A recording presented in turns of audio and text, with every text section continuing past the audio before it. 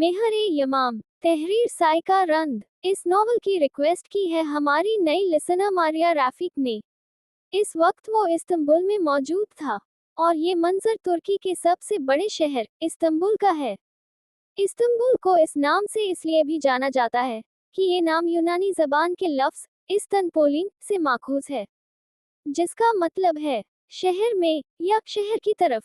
इस नाम को उस्मानी तुर्कों ने अपनाया और फिर इसे इस्तांबुल के तौर पर इस्तेमाल किया। इस्तांबुल मरमरा समंदर और ब्लैक समंदर दोनों के दरमियान में वाक़ है।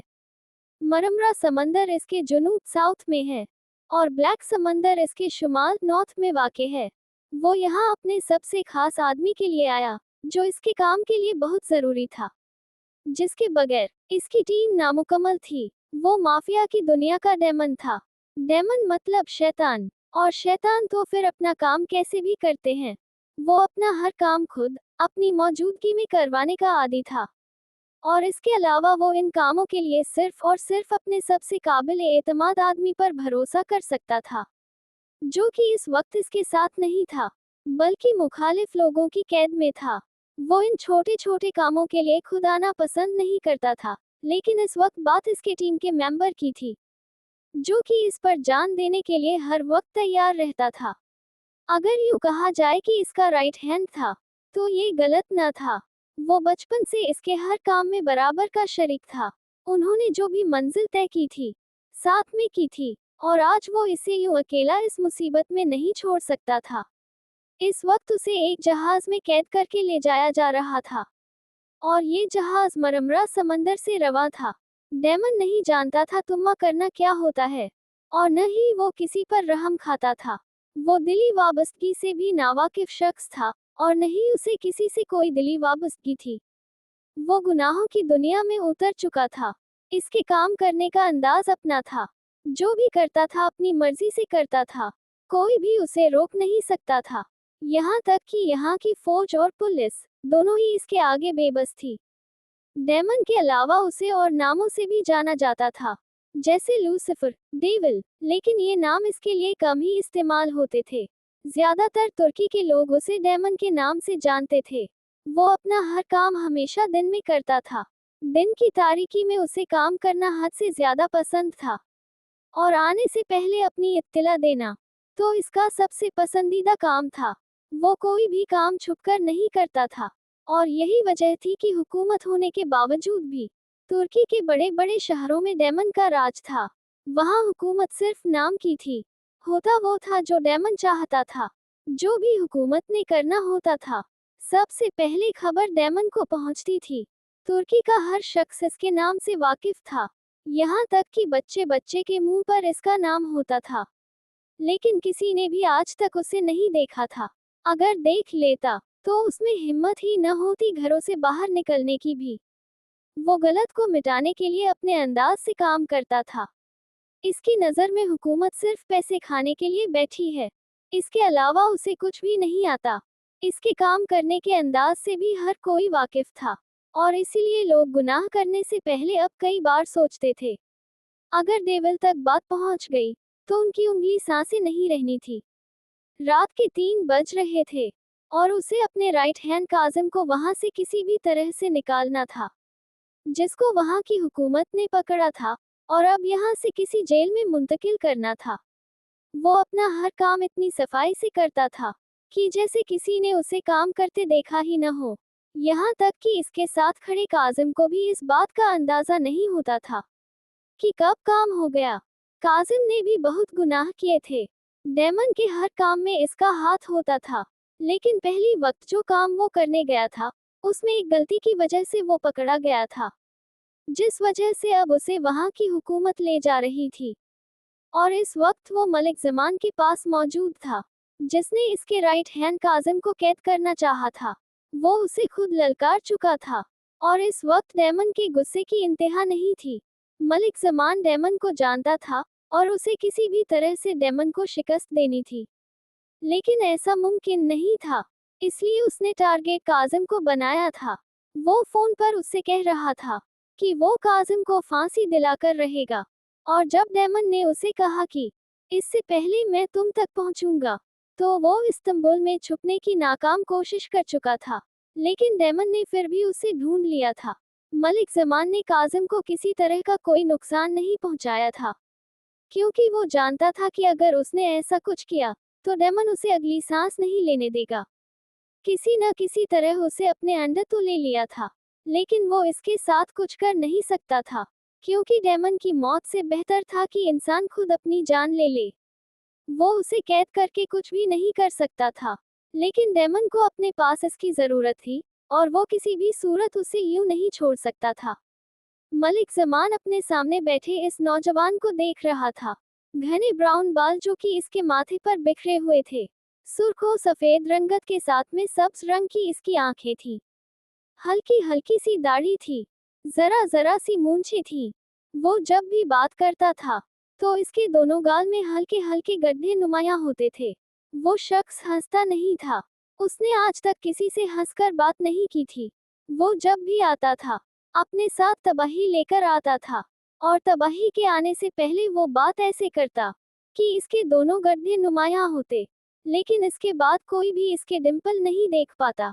अभी से इसका हुलिया जानलेवा था, इसमें कोई शक नहीं था। जब वो तुर्की शहजादा हंसता होगा तो कयामत खेज मंजर होगा। जब करने की हिम्मत न हो तो बड़ी बड़ी बातें नहीं करना चाहिए, क्योंकि जब वो काम नहीं होता तो दिक्कत के साथ शर्मिंदगी दोनों ही होती है। वो इसके सामने शाने बेनियाजी से सोफे पर बैठा हुआ था। मलिक जमान को इसके सामने इस बात का अंदाजा बहुत अच्छे से हो गया था कि इसके आगे इसके औकात क्या है, और वो इसके सामने कुछ भी नहीं कर सकता। वो गलती कर चुका था, और अब मौत इसके सामने थी, डेमन की शक्ल में। वो इस्तांबुल के प्रिंसेस आइलैंड में सबसे कम आबादी वाली जगह पर आकर छुपा था, और डेमन ने उसे यहाँ भी ढूंढ लिया था। मुझसे गलती हो गई है डेमन, मुझे ये सब नहीं करना चाहिए था। मुझे माफ कर दो, मेरी जान न लेना। उसे जैसे ही अंदाजा हुआ था डेमन ने उसे छोड़ना नहीं है, वो इसके आगे मिन्नतें करने लगा था। तुम यही चाहते हो ना? तुम्हारे आदमी को मैं छोड़ दूं और इसकी बेगुनाही का भी सबूत दूं, तो मैं ऐसा ही करूंगा। मैं उसे छोड़ दूंगा। अभी मैं कॉल करके उन्हें कहता हूं कि वो काजिम को छोड़ दें। वो इसके सामने बाकायदा अब रोने लग गया था। इसके अंदर मौत का खौफ जन्म ले चुका था। उसे अपनी मौत अपनी आंखों के सामने नजर आ रही थी। तुम इतने बेवकूफ वाकई में हो, या मेरे सामने बन रहे हो? डेविल ने अपने आदमियों को इशारा किया था। उसने मलिक जमान को सोफे से उठाकर लाकर इसके कदमों में फेंका था। तुम्हें क्या लगता है, अगर मैं यहाँ पहुँच सकता हूँ तो क्या तुमसे सबूत नहीं निकलवा सकता? क्या मुझे काजिम को बाहर निकालने के लिए तुम्हारी जरूरत है? डेमन उसके ऊपर झुका था और इसकी आंखों में आंखें डालकर बोला था, वैसे मैं हैरान हूँ, क्या चाल चली तुमने, और कितनी सफाई से काम किया तुमने। मुझे बहुत अच्छा लगा तुम्हारे काम करने का अंदाज। इसका लहजा ऐसा था कि मलिक जमान को महसूस हो रहा था कि वो इसका मजाक बना रहा है। वैसे तुम्हें क्या लगता है, मैं काजिम को नहीं छुड़ा सकता?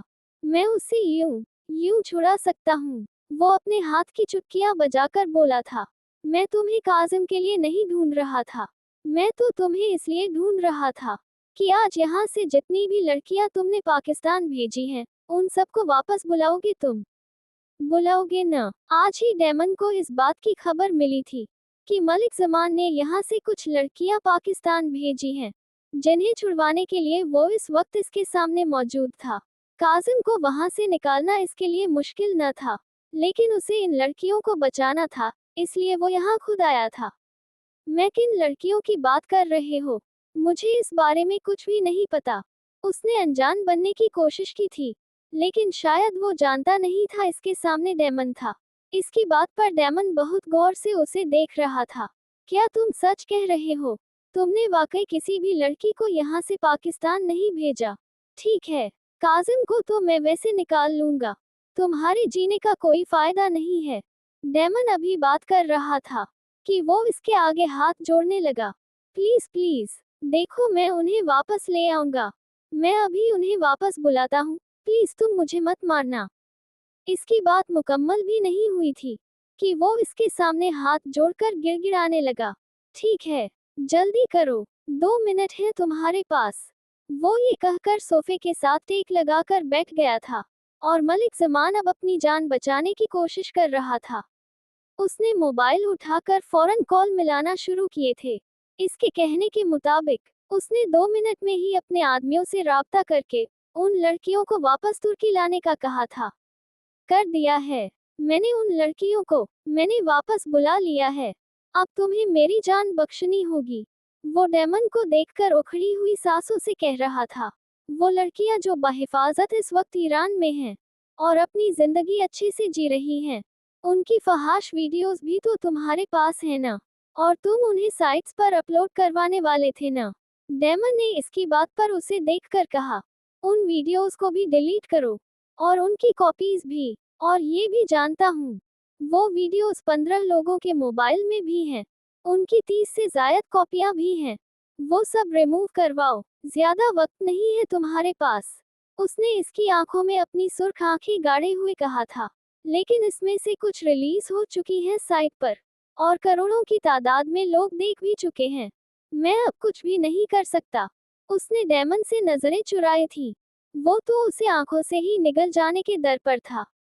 क्या ये तुम्हारा आखिरी फैसला है? डेमन ने उस पर बंदूक तान ली थी और इसकी सांसें बंद होने के दर पर आ गई थी।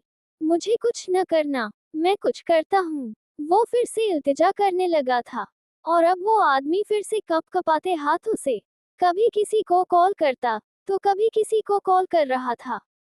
वो अपनी जान बचाने के लिए कुछ भी कर सकता था, किसी भी हद तक जा सकता था। उसने इन इल्जामात में काजिम को भी शामिल किया था, इसलिए वो इसके घर की तलाशी लेने का अपने आदमियों से कह चुका था। काजिम इसके लिए बहुत खास था। वो इसके खिलाफ कोई ऐसा झूठा सबूत नहीं रहने देना चाहता था। और फिर ऐसा ही हुआ था। इसके दिए गए टाइम के अंदर अंदर उन लड़कियों की तमामतर वीडियोस हर जगह से डिलीट करवा दी थी। उसने हर साइट से भी। डेमन, सब कुछ रिमूव हो गया है। लेकिन क्या? इसके खामोश होने पर डेमन की दहाड़ इस कमरे में गूंजी थी। उन वीडियोस का एक प्रिंट ईरान पहुंचाया गया है। इसकी बात पर डेमन ने लंबी सांस भरी थी। इतने मुस्लिम मुल्क में भी इतना सब कुछ हो रहा था। कोई बात नहीं, वहां से मैं निकलवा लूंगा। तुम फिक्र न करो, शहीर ने हल पेश किया। तो डेमन खड़ा हो गया था। अब इसका यहाँ कोई भी काम नहीं था। जानते हो मलिक जमान, मैंने सुना है जिनके अपने घर में माँ बेटी होती है, वो दूसरों की बेटियों की जिंदगी खराब नहीं करते। और वो लड़कियां तो कॉलेज की थीं, अपनी जिंदगी की शुरुआत कर रही थी। वो अगर उन तक उनकी ये वीडियोस पहुंच जाती, वो तो अपनी जान खुद ही ले लेती और कुछ के घर वाले उन्हें मार देते। क्या वो खुद से नजरें मिला पाती? डेमन का इशारा इसकी बेटी की तरफ था। वो भी उन्हीं लड़कियों की हम उम्र ही थी। तुम एक बहुत अच्छे आदमी थे, लेकिन पैसे की लालच तुम्हें अंधा कर चुकी थी। वो रुका था, लेकिन थे और है में बहुत फर्क है। और फिर उसने गोली चला दी थी। सामने मौजूद आदमी की जान चली गई थी। और फिर उसने शहीर को इशारा किया था। खुद वो वहां से निकल गया था। वो घर आया था। उसे देखते साथ ही इसका चीता भागकर इसके पास आया था। तकरीबन फज्र होने को आ गई थी। वैसे लकी, आज शिकार हुआ था, लेकिन बहुत गंदा खून था। मैं नहीं चाहता था तुम उसकी बदबू भी महसूस करो। डेमन इसके पास नीचे ही बैठ गया था। लकी ने जबान निकालकर इसके हाथ पर फेरी थी। क्या हुआ? शहीर ने तुम्हारे खाने का इंतजाम नहीं किया था क्या? डेमन ये बात कर ही रहा था कि शहीर पीछे से आया था और डेमन की बात सुनकर इसकी सांसें अटक गई थी, क्योंकि उसने आज वाकई डेमन के चीते के लिए कोई इंतजाम नहीं किया था। लकी इसकी हर बात पर जवाब देता था और अभी भी उसने अपने अंदाज में उसे जवाब देकर बताया था कि नहीं। डेमन को अंदाजा हो गया था कि वो इसके पीछे खड़ा है। लकी, भूख लगी है ना तुम्हें? तो फिर तुम शहीर को खा सकते हो। डेमन ये बात करके उठा था और लकी की नजर शहीर पर पड़ी थी। शहीर के तो हाथ पांव कांपने लगे थे। वो भागकर डेमन के पास आया था और उसने इसके आगे हाथ जोड़ लिए थे। लकी जबान निकालकर अपने नुकीले दांतों के साथ उसे ही देख रहा था। मैं अभी जाकर लकी के खाने का इंतजाम करता हूँ। बस उसे रोक दो प्लीज। शहीर ने इसके पाँव में बैठ गया था। डेमन ने उसे खुद से दूर किया था आधा घंटा है तुम्हारे पास। जाओ, जाकर लकी के खाने का इंतजाम करो। डेमन की बात पर शहीर की जान में जान आई थी। डेमन लकी के पास आया था और उसने इसके माथे पर हाथ फेरा था। इसके बाद डेमन अंदर चला गया था और शहीर लकी के पास आया था। वो इसके पास आने से वैसे तो डरता था, लेकिन डेमन की वजह से उसे ये सब करना पड़ता था। वो इस वक्त अपनी ख्यालों की दुनिया में खोई हुई थी। ये मंजर था ईरान के शहर इस्फहान का। इस्फहान ईरान का तीसरा बड़ा शहर है और जिसे निस्फ जहां यानी आधी दुनिया भी कहा जाता है। तुम एक भागी हुई माँ की भगोड़ी बेटी बनोगी। तुम्हारी हैसियत यही है। वो स्टोर रूम में बैठी हुई थी। सारा दिन घर के काम करने के बाद भी उसे ऐसी ही बातें सुनने को मिलती थी। इसकी माँ ने सबसे छुपकर इसके बाप से निकाह किया था, लेकिन उनकी शादी ज्यादा दिन नहीं रह सकी थी, क्योंकि इसके बाप को बेटा चाहिए था। लेकिन अल्लाह ताला ने उनके घर बेटी की विलादत की थी, जिस पर इसके बाप ने इसकी माँ को तलाक दे दी थी। इसकी पैदाइश के आधे घंटे बाद इसकी माँ को तलाक हो गई थी।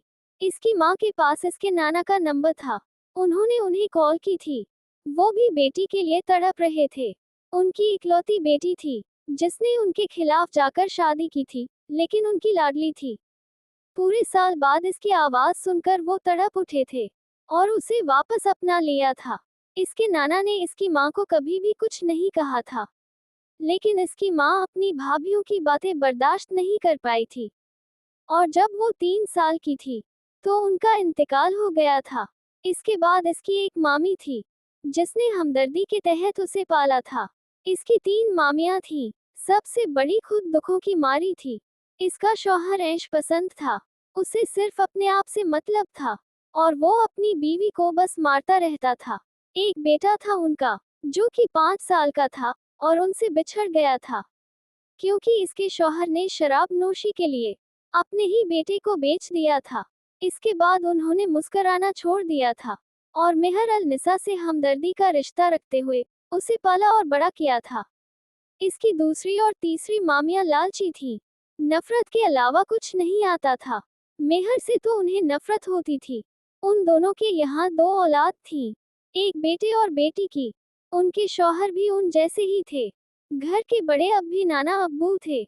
उनके सामने कोई भी मेहर अल निसा को कुछ भी नहीं कहता था, लेकिन उनके पीछे इस मासूम की जान अजाब की होती थी। इसकी मामियों ने वो रोते हुए सबकी बातों को सोच रही थी, जब स्टोर रूम का दरवाजा खुला था।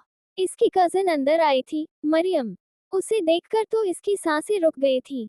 वो उससे पूरे 8 साल बड़ी थी, लेकिन उससे हद से ज्यादा नफरत करती थी और वो इसकी दूसरी मामी की बेटी थी। महारानी, अगर तुम्हारा आराम हो गया हो तो बाहर तशरीफ ले आओ। मेरी कुछ दोस्त आए हैं, उनके लिए खाना बनाना है।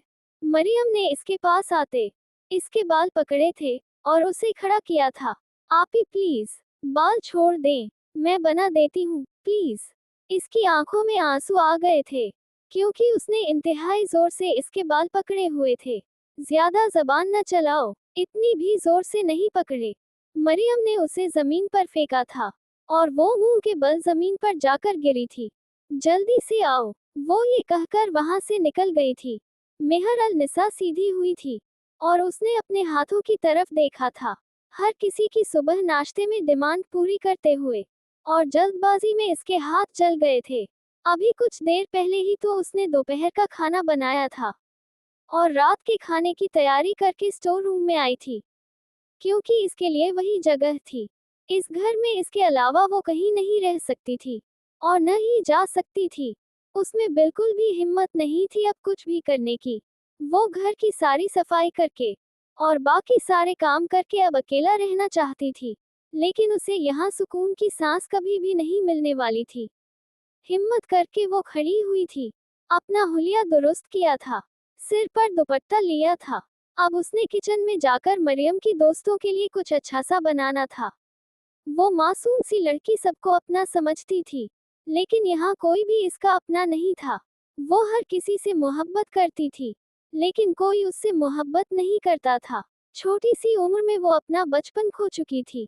इसकी मामियाँ उसे घर के सारे काम करवाती थी और अपनी बेटियों को किसी भी काम को हाथ लगाने नहीं देती थी। वो उस वक्त 18 साल की हो गई थी। इस मासूम की तालीम भी इन लोगों ने मुकम्मल न होने दी थी। मैट्रिक करके उसे घर बिठा दिया था। वो घर से निकल नहीं सकती थी, क्योंकि इसकी मामियां यही कहती थी, भाग गई तो हमारी इज्जत ही खराब होती है। इसके हिस्से में मोहब्बतें नहीं थी। अगर कुछ था तो ताने थे। जो इसकी माँ ने किया था, उसकी सजा इसके हिस्से में थी। इसकी मामियों के हाथों के थप्पड़ थे और कजिनों का जुल्म था। ये सब इसका नसीब था। अगर कोई गलती होती तो इसके चेहरे पर थप्पड़ों के इतने निशान होते कि 2 दिन तक न जाते थे, और वो अपना मुंह छुपाकर ही रखती थी। उन दिनों नाना अब्बू के सामने तो जाती ही नहीं थी। वो भी यहाँ नहीं होते थे, अक्सर जमीनों पर होते थे। वहाँ अभी उनका घर था। महीने में कभी चक्कर लगाते थे। और नहीं, वो अपने सारे दुख बड़ी मामी को बताती थी, उनके आगे रोती थी, और वो इस मासूम बच्ची को कोई तसल्ली भी नहीं दे सकती थी, क्योंकि इस घर में इसकी भी कोई हैसियत नहीं थी। उनका शौहर ऐश पसंद आदमी था, और बेटी को बेचने के बाद तो नाना अब्बू ने उसे यहाँ से निकाल दिया था। इसलिए अब इसकी भी कोई हैसियत न थी। इसके नाम के साथ इसके बाप का नाम नहीं लगता था, और ये इसकी माँ की वसीयत थी। इसका नाम बस इसका था। इसके नाम के साथ कोई ऐसी पहचान ही न थी। उसने इंफॉर्मेशन निकाल ली थी कि ईरान में किस किस के पास वो वीडियो अब तक मौजूद था, और यही बात वो उस वक्त डेमन से करने के लिए आया था। डेमन एक लड़की है ईरान में, जो एक काबिल कंप्यूटर ऑपरेटर है और काफी काबिल एतमाद भी है। उसी को मैंने इस काम पर लगाया था। डेमन जो कि टेबल पर टांग रखकर बैठा था। शहीर की बात पर उसने इसकी तरफ देखा था। ये सब तुम मुझे क्यों बता रहे हो? काम की बात करो। इसकी इधर उधर की बातों पर डेमन को गुस्सा आया था, इसलिए उसने शहीर को गुस्से से देखा था। इस लड़की से मेरी बात हुई है। वो हमारी टीम का हिस्सा बनने की बात कर रही है। वो भी लड़कियों के लिए लड़ना चाहती है। इसकी बात पर डेमन खड़ा हो गया था, और गुस्से से उसने टेबल पर पड़ा गिलास फेंका था। मुझे अपनी टीम में कोई लड़की नहीं पसंद। अच्छे से जानते हो ना? तो उसके साथ जो मामला है वो खत्म करो, और वो वीडियो मुझे हर जगह से रिमूव चाहिए। डेमन ने इतने गुस्से से ये बात की थी कि शहीर भी काम गया था। इसके गुस्से से वो अच्छे से वाकिफ था। उम्र हो गई है तुम्हारी शादी की। 28 साल के हो गए हो। घर बसा लेना चाहिए तुम्हें। शहीर जानते बूझते हुए खुद को मौत के कुएं में घसीट रहा था। शहीर, तुम मेरे साथ बचपन से हो, मेरे बहुत अच्छे दोस्त हो। अपने हाथों से मैं तुम्हें नहीं मार सकता, तो अपने लिए कुछ टाइम निकाल कर खुद अपनी जान लो। वो सफाक अंदाज में बोला था। तुम्हें क्या लगता है तुम सारी जिंदगी ऐसे ही रहोगे? उसने एक और नाकाम सी कोशिश की थी। डेमन ने गौर से उसे देखा था। इसकी घुरी पर इसका मुंह बंद हो गया था। मैं तुर्की का डेमन हूँ। मेरी अपनी माफिया टीम है। यहाँ पर सब मेरे हुक्म पर चलते हैं, और अपने इस काम से मुझे इश्क है, और मेरी ये दुनिया इश्क से ज्यादा हसीन है। वो कहकर जाने लगा था। अब उसे कोई बात भी नहीं करनी थी। और अगर तुम इश्क की दुनिया में उतर गए, तुम्हें मोहब्बत हो गई, तो क्या करोगे? वो भी एक लड़की से। आज ना जाने क्यों, जो जान डेमन उसकी बख्श रहा था, वो उसने गंवानी थी। मुझे खुद पर इतना यकीन है कि इस तुर्की में तो क्या, इस पूरी दुनिया में भी ऐसी लड़की नहीं बनी होगी जिसके इश्क में तुम्हारा डेमन गिरफ्तार होगा, और उसे मोहब्बत होगी। उसमें दोबारा से जज्बात पैदा होंगे, उसका दिल धड़केगा, वो भी किसी लड़की के नाम पर। वो उसे सख्त नजरों से घूरते हुए कमरे से निकल गया था। इस दुनिया में हर किसी के नसीब में वो रब कुछ लिखता है। तुम्हारा जोड़ भी बनाया होगा उसने, फिर उस दिन तुमसे पूछूंगा। शहीर ने पीछे बंद होते हुए दरवाजे को देखा था। इस लड़की को तो मैं हमारी टीम में शामिल करके रहूंगा, शहीर ने हंसते हुए कहा था। उसने भी इस माफिया के बॉस डेमन में नर्म गोशा देखा था, जो कि नामुमकिन था, और अगर डेमन को पता चल गया तो उसे लकी का खाना बन जाना था।